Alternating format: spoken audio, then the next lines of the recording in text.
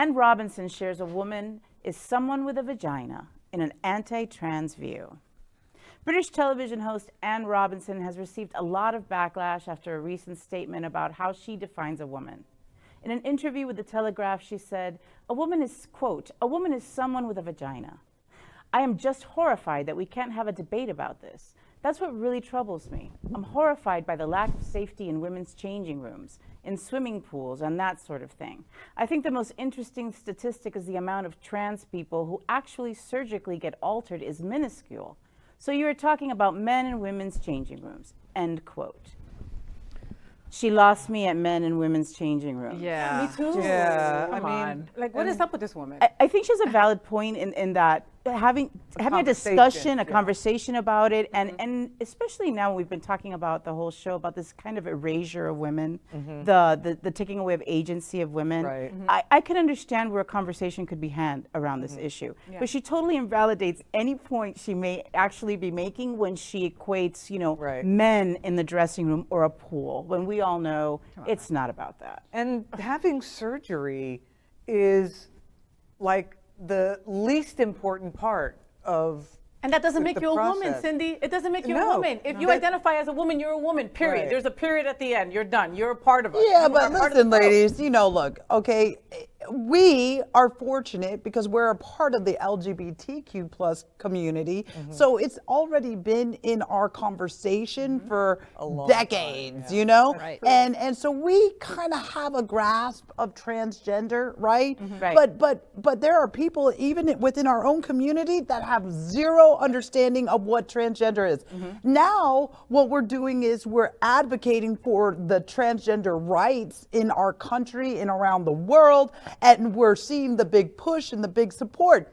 But what we're doing is we're still not willing to have those tough conversations because we have to have them. There's going to be the guy on the other side of the table that says, I don't want men in there's going to be a lady, obviously, who says, I don't want to have a man in the dressing room. Yeah. And until we understand really, like you understand the psychology behind transgender, getting to transgender, finally having the transition, doing all those things, like the grade, the scope of it all, right?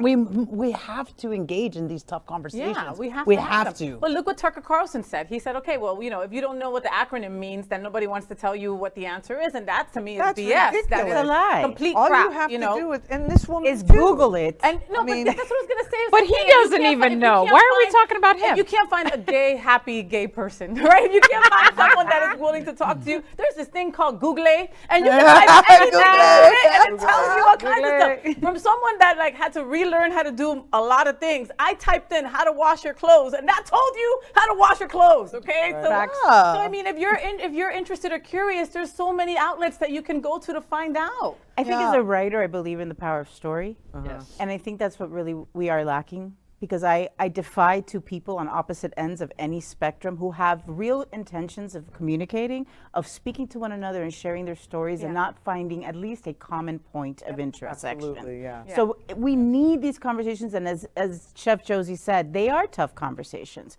But we do tough things all the time. What's so hard about sitting down and just having a conversation? I really do think that we're willing to talk. It's just a matter of them coming to the table as well. We have tried to do open forums here at this church, and do you think people have come? No. From our side, yes. From the other side, no. We have invited Republicans to come on the show and tell us why they feel how they feel, and let's try to figure out some kind of common ground, or at least decide to disagree. And we still can't find someone to come. I don't think they really feel the way they say they feel. They are pandering. Well, I think, this woman made this statement. Everybody heard it. We were talking about it. I wouldn't be surprised if somebody reached out to her and said, I'm willing to have this conversation. I certainly hope someone did, because if she honestly wants to have a conversation about it, I think having an honest, earnest conversation with someone of trans experience Hopefully she'll get it. Yeah, I mean, we're all concerned for women's safety. Well, and it's like Josie said, you know, we live in a bubble. Down here, we live in a bubble. We drive up just a few hours and we are in Trump country. And it's scary for LGBTQ plus if you go a little bit north from here, all right? We live in a bubble. And, you know, I had read somewhere that I think it was something crazy, like maybe like 18% of people in the US knew a trans person. 18%, that's nothing. It's nothing. No. I've never felt safe in a group of straight men. Right. I've never felt afraid in a group of trans men or trans women.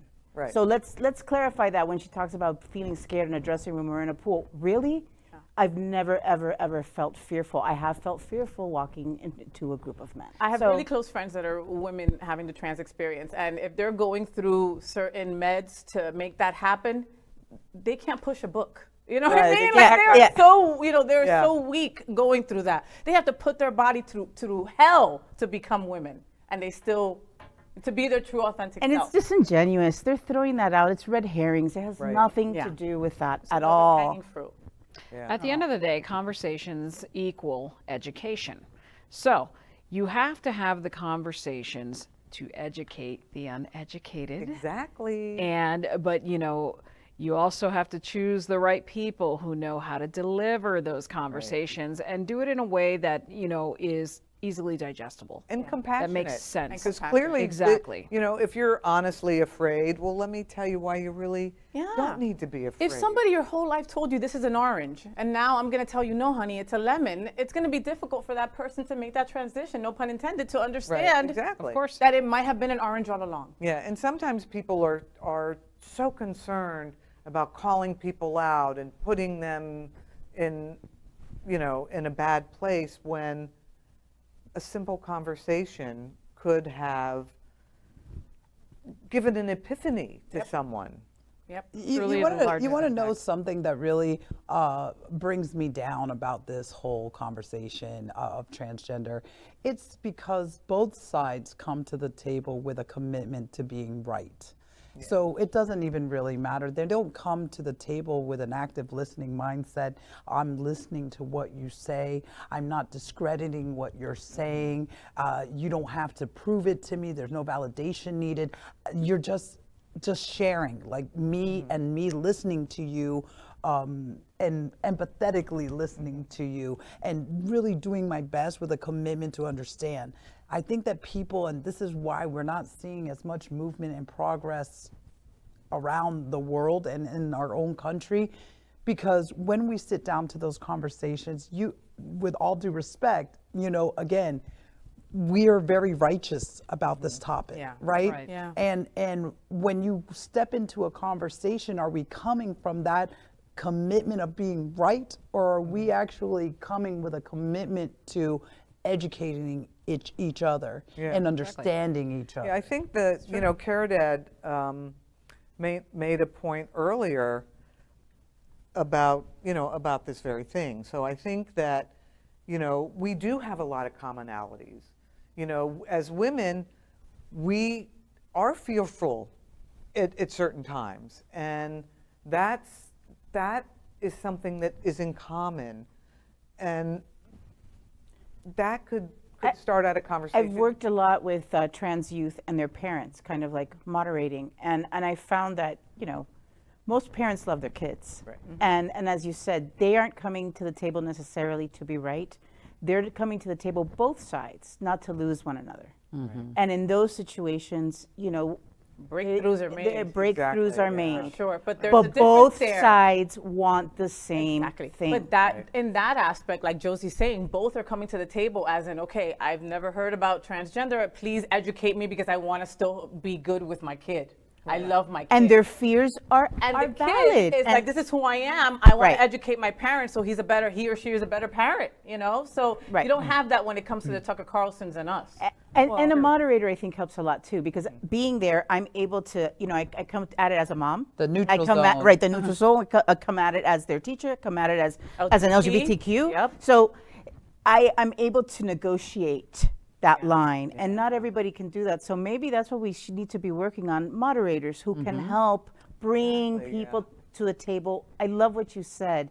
without worrying about being right. Right. Yeah, exactly. That's really Yeah. great. See, both of you would be good moderators. I'd be like, you are an idiot. Okay? Everything that you thought of. Not if you take Tucker Carlson to the table. Might get a little ugly. All right. LGBTQ plus news is vital for our community and for the broader world as a whole. We have enough enemies at Fox News. Tucker, Sean, and Laura are loud. We need passionate allies. Happening Out Television Network, Queer News Tonight, and It's Happening Out are literally out of the closet and into the headlines. Our community needs your support. Like this broadcast and subscribe now to ensure the growth